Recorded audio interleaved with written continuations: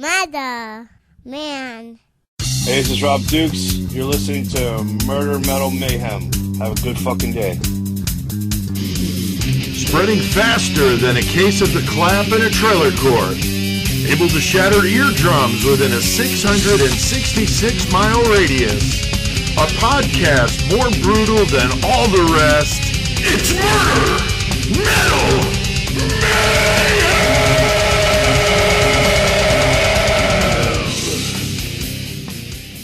I have the privilege of doing this interview with Rob Dukes, former singer of Exodus and currently for Generation Kill. Rob's a beast on the microphone, and I'm personally stoked to be doing this interview today with you, Rob. How are things going for you in sunny Arizona these days? Oh, it's fucking beautiful out now. Yeah, man. No more heat. It actually came in a little earlier. Like normally it's until about Halloween, but it came in actually in early October. You can turn the AC off and open the windows so that the screens let the air in at night, and it's fucking killer. So yeah, that's awesome. Yeah, it's starting to get really fucking cold here in Illinois, so starting to scrape the ice off the windshield. So it's we're both from the same part of the world, so yeah. Because I don't miss that shit at all. I'm sure you don't. I'm sure you don't. My dad always reminds me of it there in Arizona about how the weather is. So yeah. Now I see you grew up in the New York City area. So did I. How much of an influence was New York City music on your heavy metal education? Not too much, to be honest. Okay. I listened to more like English bands from England, and then I guess my first real introduction to metal was English bands. So Sabbath and Judas Priest and Iron Maiden, right. And then the influx from California really hit. I didn't really catch up into the metal bands of New York until later, and I mean, some of them I don't even know if people would consider metal. I mean, there was Anthrax, of course, but I mean, more bands like Helmet and Prong. Cro-Mag. Well, that was like hardcore stuff. So that was like, I always found that to be different. Right. Talking about stuff that had guitar solos. And then I always figured hardcore was the stuff that didn't have guitar solos. That's a good way to put it. But like I was listening, a lot of Prong and where was Ministry from originally? They were from California, right? I think so. I'm not 100%. I'm not a big fan of the industrial type stuff, but yeah, it's I had cool. that going on for a minute. Yeah, I had it going on for a minute, but I know that Tommy from Prong was playing in Ministry for a while, and I always found those records really good. So, I mean, as far as the New York scene, I always found New York. I mean, I love New York. I miss New York. I miss my friends that are there. I miss, the New York City in itself. Right. But there's something about the desert just kind of got a hold of me, man. I fucking love it out here in the desert. I just do. Most people out there don't miss being back home. That's for sure. That's awesome. Yeah. Man.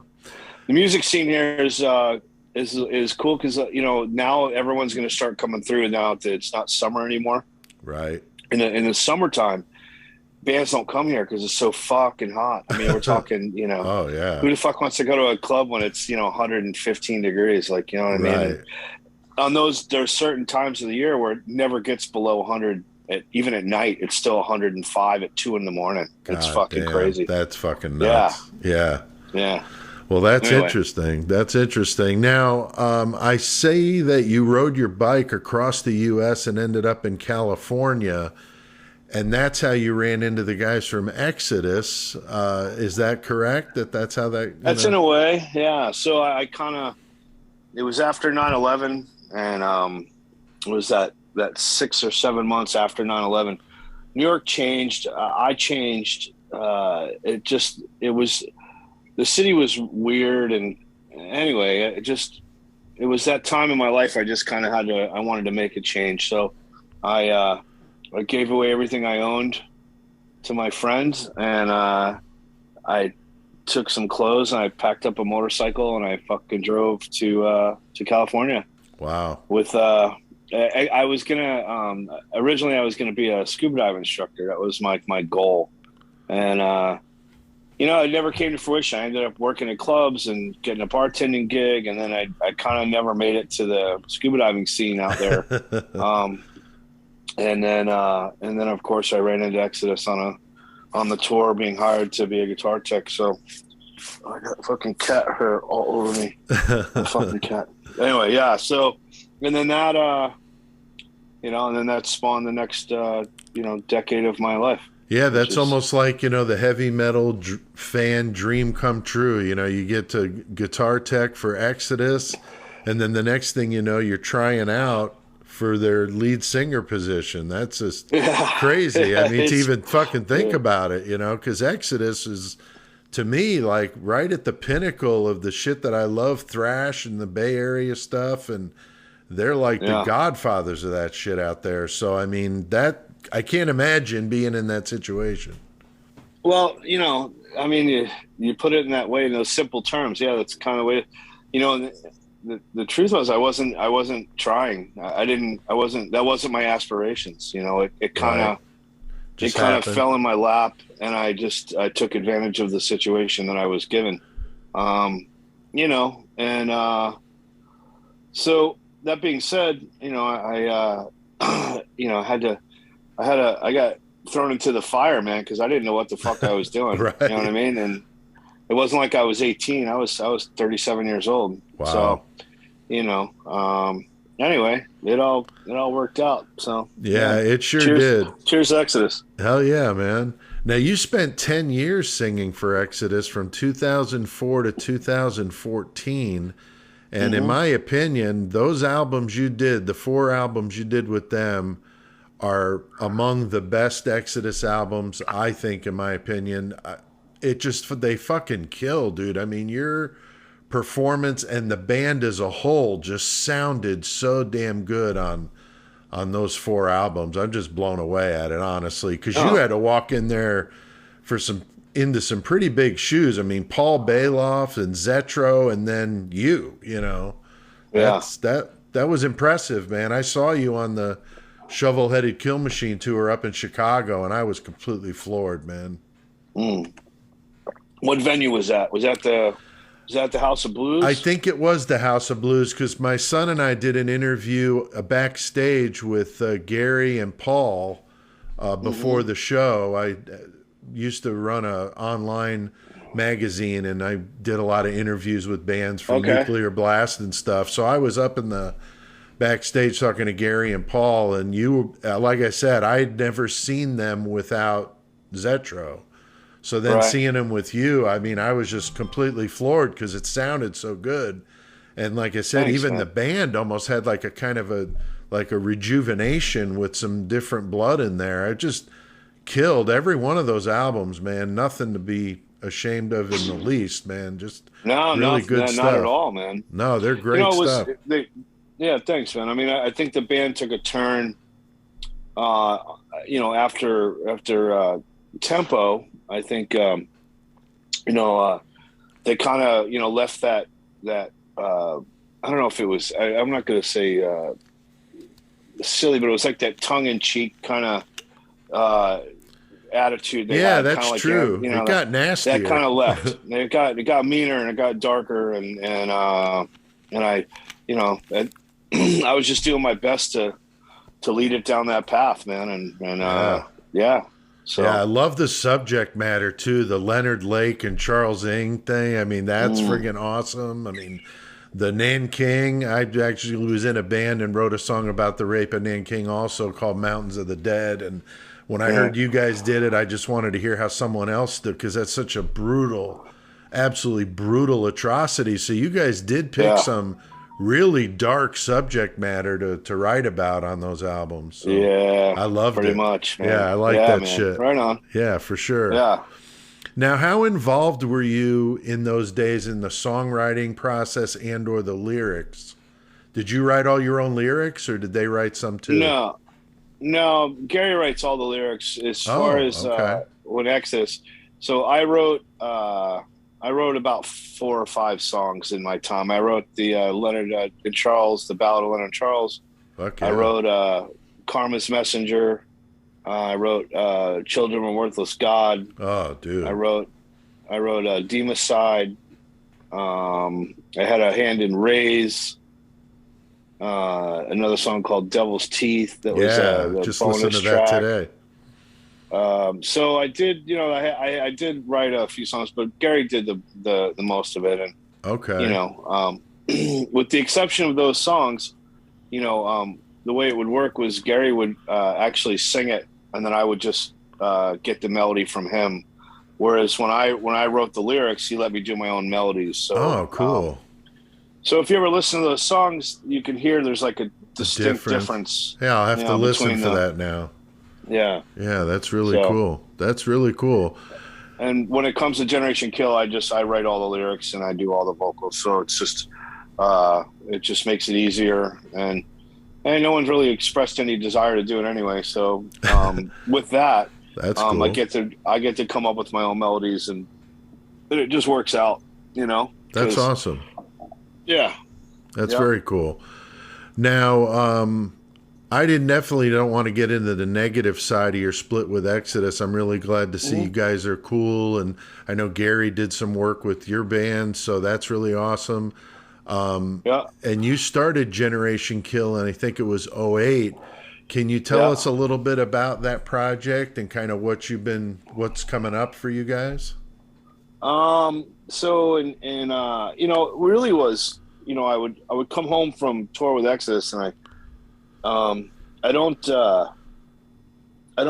drink. I don't do drugs. I don't go to bars and hang out. And so I would come home and I'd just be fucking bored. So I called up some friends I had, and I was like, hey man, let's get together in a room and just play some covers. We were doing a bunch of Priest and Maiden and Sabbath and just, Metallica, and just, having some fun as a bunch of guys who also didn't really party that much. So, it was fun to do. And then it turned into started writing originals. And then we did that first demo. The Red, White, and Blood was kind of like a demo. We kind of did that. And then after that, we got more serious and we started really concentrating on writing songs and getting signed to Nuclear Blast, getting Zeus as a producer, and working with him and getting a record done. And then, then it became like a serious thing. We went on tour in Europe. We, started playing more shows, and then we took a little hiatus to work with Daryl, DMC from Run DMC. We put ourselves on the back burner, did that with him. And then after that, we started working on our own stuff. And then we had a bass player change. So, we brought in a new bass player. So all the songs we had written, we kind of got rid of those and started over from scratch with our new bass player. So we finally finished the whole the record. And I've been working here with Mike Gilbert from Flotsam and Jetsam. He has a small studio here, and I've been working with him and getting that album completed and done, and it comes out in January. Fantastic. And we got so Gary Holt played on it. I got John Joseph from the Cro-Mags to play on it and sing on it with me. Nice. I got Chris Poland from Megadeth, the original. Yeah. I got him to do a solo for me on it. Damn. So nice. It's very, very cool, man. That very, is very cool songs. Yeah, man. Yeah, I'm stoked. Yeah, once again, very dark subject matter, very dark, shit. No, not with a and band named Generation Kill. Yeah. I mean, why would I think anything? I didn't think you were doing the next Lion King soundtrack or anything. Yeah. So we have 3 videos out. We have a video for Never Relent. Yes. We have a video for the Rat King, which is an animated video, and then we did another video with that we actually kind of acted and called it Into the Black, where we actually did a little bit of had some fun as a band. I'll have to check that out. Yeah, it's good, man. It's like we got abducted by aliens. That's kind of the premise of nice. The aliens taking over the earth. That's the premise of the whole. Yeah. Well, that's cool.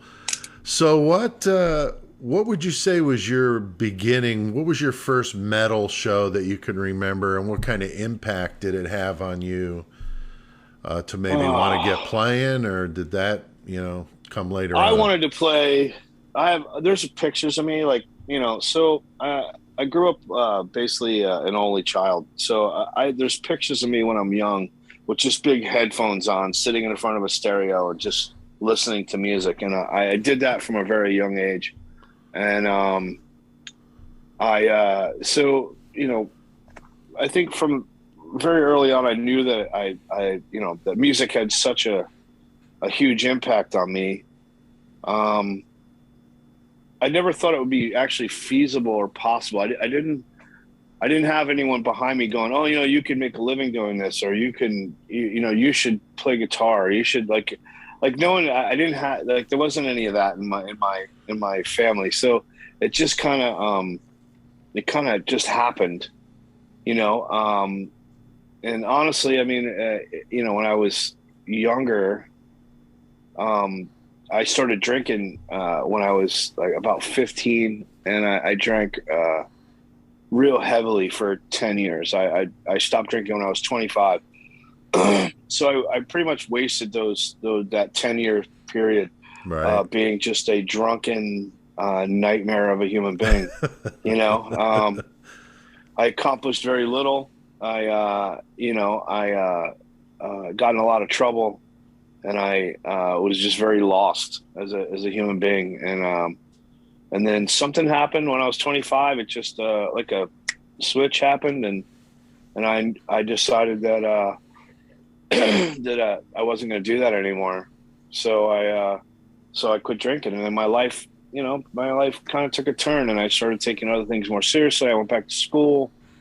I did some school stuff, and then that didn't really. It was good. I mean, it was good to learn something new and have some skills doing stuff, but it wasn't anything I really enjoyed. I actually worked in the field for like 2 years, and I just fucking hated it. And then, so I got back into the, bartending world, the nightlife world. I was always a night owl. You know what I mean? I was a bartender and worked at clubs. And then when I moved to LA, I used those things I learned, and I started doing the same thing. And so I've always been attracted to that life at night and the entertainment world. And I always knew that I wanted to be a part of it, but there's something, you don't always, I didn't know that at 15 I could get together a band, get in a van, and go play clubs. Like there wasn't even honestly, no one ever told me that was even an option. I always thought it was something so grandiose and so something that, like, you had to be. It was like being an IndyCar driver, man. You had to be cultivated when you were young, or even a hockey player. Like, you had to be doing it forever. It wasn't something you could just pick up and do. And I never found myself feeling like I was gifted in that way, like that I had it. And I was wrong, you know what I mean? Because if you just, look, man, it was right place, right time, and a little bit of luck, and a lot of luck that got me to where I was at. And I just happened to be in the right place at the right time. And I had just enough talent to get my foot in the door and then cultivate it. And, through 10 years of being a touring musician professionally, I think I became a professional musician, and I kind of know what it takes to do that, and I can make money from it, and I can, make a living from it. So, that being said, that's a long way from being, 15 years old, sitting with a guitar and dreaming about being Van Halen, but not doing any of the work. I mean, that was where I faltered. I thought it had to be magic. It couldn't possibly be hard work. Sure. I just didn't have any of that. Interesting. Until later. Very, very interesting. Now, what do you think about the state of metal today? Obviously, you and I are about a year apart, so we come from the same era of music, and it's evolved so much, and the pandemic just dropped a mushroom cloud on everybody's life. But aside from all that bullshit, what do you think of metal today? I mean, you get to see a lot of bands that you're still active, and you're bands playing with you and touring with you guys and people in the business? I mean, what do you think? I think it's I think there's going to be an explosion in the next couple years. Yeah. Because everyone's been sitting at home, everyone's Cooped been up, yeah. locked up, so I think it's going to explode. Like when you look at the 20s, right? You had sorry, I have a plumber fixing my something in my house. That's okay. So the Roaring '20s were after, I think, I could be completely wrong historically, but I think there was like this really bad Dust Bowl era where the dust took over the center of the country, and there was like this huge droughts and all this mayhem, and then right after that, was the Roaring '20s, where people just partied their balls off. It was after the pandemic in 1918. Right after that, everything kind of came after that, and then the '20s just went off the charts. And I think the same thing's going to happen. That's a good way of looking at it. I hope we don't have the crash of '29 to follow up, but you never fucking know. You better save your fucking money. Right. So that's true. Yeah. That's interesting. Now, what about podcasts, Rob? I know you're a busy guy, but do you get a chance to listen to any? And if so, what do you like? Are you a true crime nut? Do you like that kind of stuff? No. I listen to Dan Carlin's Hardcore History. Okay. I listen to Sam Harris has a really good podcast. It's he has these really he's a neuroscientist and a philosopher, and so Sam Harris is one of my favorites.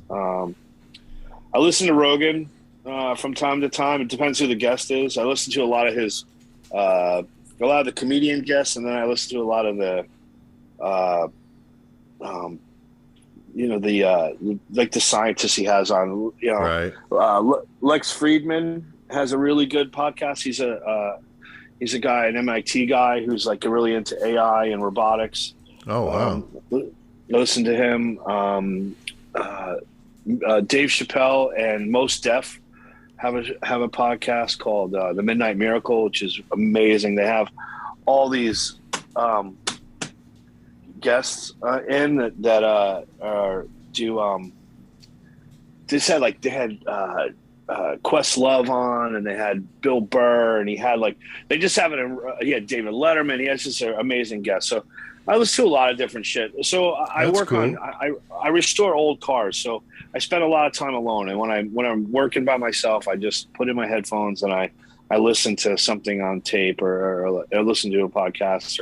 Or the music I've been listening to lately is mostly I'm gonna say I've been listening to Tommy Guerrero, who's a professional skateboarder turned musician.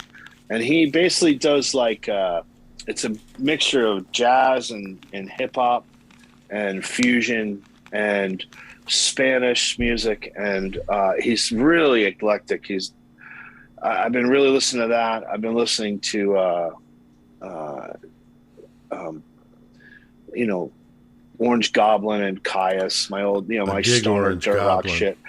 Yeah, so that's kind of what I listen to when I'm in my car, if I'm like driving home from work or to work. I need to kind of wake up or whatever, and that's what I listen to when I'm work cleaning or doing cleaning my house or something. I play rock music, and then when I'm focusing on something, if I'm working on a car, it's got to be something without vocals and mellow. Right. And then I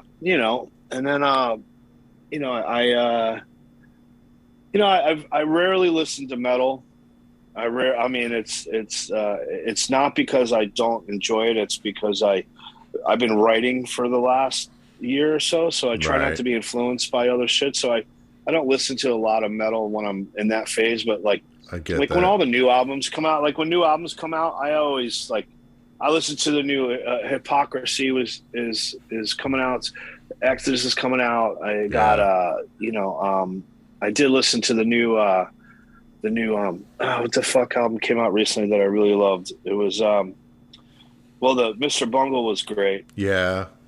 A new like that one Maiden came too. out. You like the new Maiden? I didn't check that out yet. I didn't. Okay. That's on my list. What did I listen to recently that was new that came out? New It was Carcass. fucking. No, didn't. That's on my list. Yeah, anything that sounds kind of like what I want to sound like, I don't listen to that.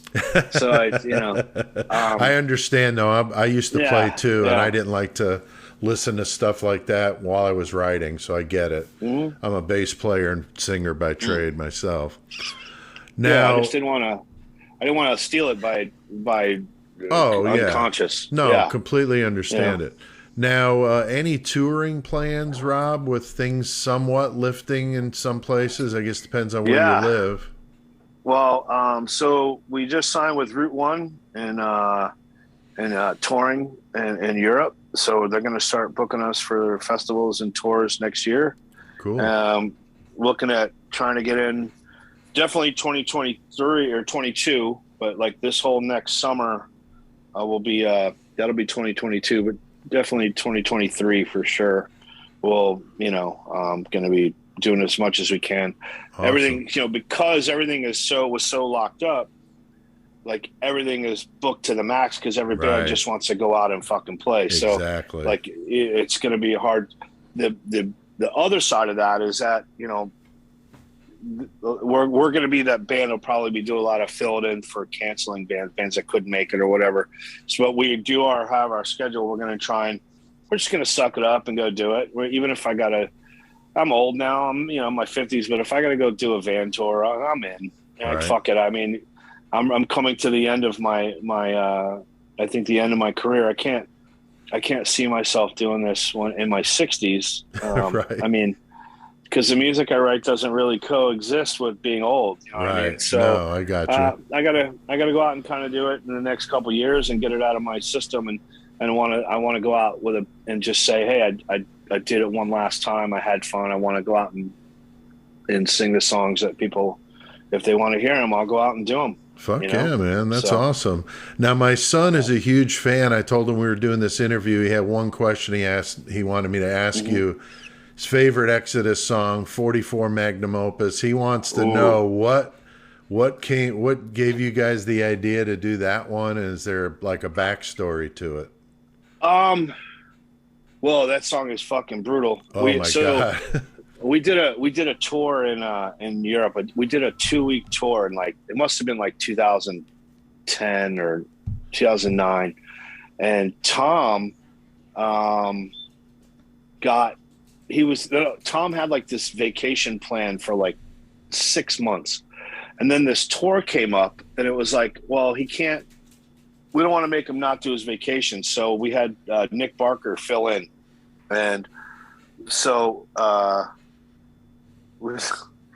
my cat's just licking the glass door. She's just licking the glass. It makes me laugh. Wow. Anyway, so we had Nick Barker fill in. We opened with that song. Fucking opened with it. Oh, I mean, we'd come out, do this fucking. We had like I forget what intro we had, but that was the song we came out with. It was just fucking crazy. Gary wrote that song. He watched the movie Man on Fire with Denzel Washington, and that's what the song's about. So if you listen to it, there's a little lines in the movie that he kind of picked through it, and Van Gogh with a gun. That was one of the lines. I love those. Like, the lyrics are great. Yeah, that's really cool. All right, well, that's good. I wanted to ask you that. Any good metal bands that you know of, maybe more underground? I ask this on every interview because, man, I've learned about some real gems asking this question. So anybody you know that you want to pass on? Yeah. Well, there's a couple bands here in Arizona that I've found and I've become friends with. And one is it's this band called Grail. And there's these young kids. They're still in high school and they're fucking phenomenal, man.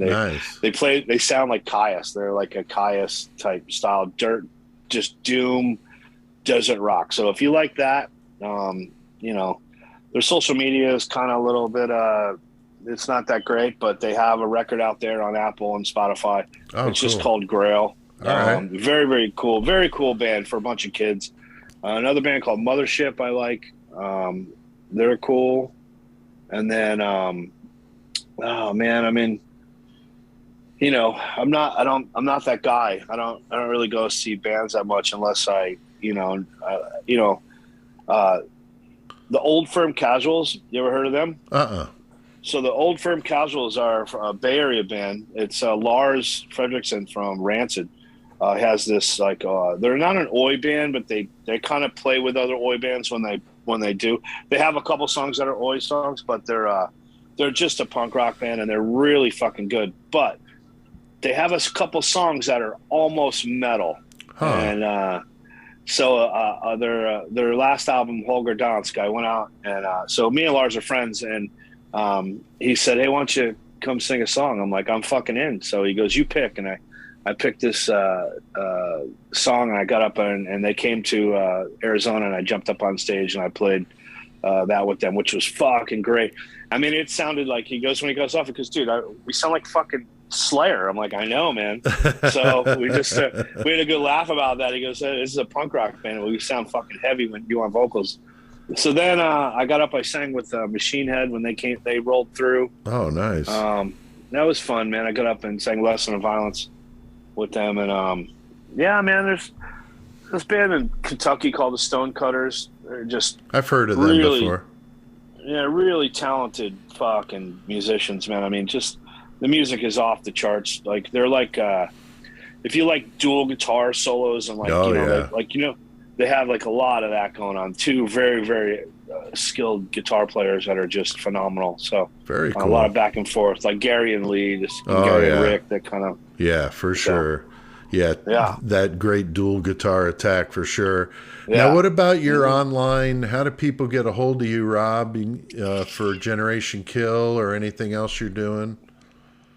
Well, we have a website. It's GenerationKill.band is our website. Okay. We're on all the social media. If you hit, that's how you contacted me, was through Instagram. But if you go through the band site, you hit me up personally. But normally I have like my management deals with all that. They have, they answer all the emails. There's a band email that's connected to the website. But if you hit us up through any kind of social media, I'll try to answer any questions I can. My time's limited, so I can't get back to. I try to get back to everybody, but if somebody sends me a message, I try to, get in touch with them and try to, at least, I don't mind doing interviews if I have the time. Sure. And I just, my regular job, I only work Monday, Tuesday, Wednesdays. I work 3/12s so then I have 4 days off to focus on music and other stuff that I'm doing. So that's cool. That's cool. Yeah. We'll link to all this stuff in our episode description, anybody that's listening to this. Now, Rob, thank you so much for taking the time to chat with me here, Murder Metal Mayhem. Absolutely. It was great to talk. Is there anything else you wanted to mention before we part ways? No, man. I mean, just everybody be safe out there, go to shows. Like, because that's how, one of the things is like, even I have Apple Music and I fucking hate it, but I still, when bands have records, I buy their shit. I buy their vinyl. I go to their shows. I go to the bands that I like, I know when I go to their shows, I always spend at least $60 to $80, man, just because I know from being on the inside, that's how what's putting how gas they live. In the tank. Yeah. Yeah, man, that's how they live. So, through this hard time, man, bands are really going to need people to start coming to shows. And I think they're going to want to. Being a musician, being in a band, I know that I'm going to try and give the best. Even if I'm playing to fucking 50 people, I'm going to pretend I'm playing to the Garden. I'm going to give them everything I got every night. So that's awesome. I think a lot of the bands are going to be doing that. So for people to come out to shows and just support, because I mean, I spent so much money on like frivolous nonsense, like I mean, I think I went to Starbucks. I literally went to Starbucks. Me and my manager were in the car, and we were flying to San Francisco. I went to hang out with Tom and from Exodus, and I went and saw Gary and just kind of spent a couple of days there. But we were on our way to the airport, and I was like, well, it's early in the morning. I was like, let me So we stopped and we got breakfast and coffee at Starbucks, and I spent $20. Wow. And I'm like, God damn, man. Like, are you fucking kidding me? Like, that's 2 records. You know what I mean? Like, right. So like, that's how, I never stole music. I wish I understood why people did, because but when it's that easy to just go click, that's and have the problem. It, know, and I feel bad that I have Apple Music, but I also have, I have just so much good music at my fingertips. So anyway, man, the world's, you got to go with technology and world change. And I hope that all the musicians out there and the crew guys, the crew people, that this is their life, this is their existence, right? Can get back to normal, and we can do something fun over the next, and these roaring 20s that are coming. That's right. Now, you sent me this Generation Kill song, Never Relent. I'm going to play the whole song here as we finish this interview up, so you guys listening can hear how badass these guys are and what's coming up from them. See the episode description for links to find Rob and Generation Kill online, and more from Murder Metal Mayhem. So thanks again, Rob, and I'm going to play this fucking song. So thanks, brother. All right, man. Thanks, buddy, man. I appreciate it, and I'll talk to you when I talk to you. All right. See you later. All right. Bye. Bye.